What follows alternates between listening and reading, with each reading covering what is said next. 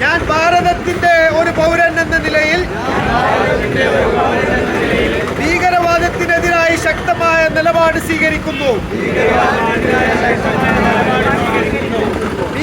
ഭീകരവാദം മനുഷ്യരാശിക്ക് ഭീഷണിയാണ് എന്നും അത് നമ്മുടെ ഒന്നിച്ചുള്ള സംസ്കാരത്തെയും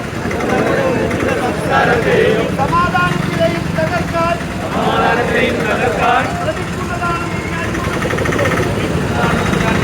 ജാഗ്രത പാലിക്കും. ഇതിന്റെ ദുഷ്പ്രഭാവങ്ങളെ മറികടക്കാനും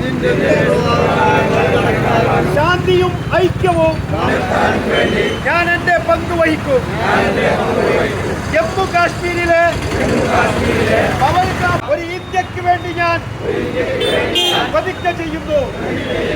പ്രതിജ്ഞ. ജയ് ഹിന്ദ്.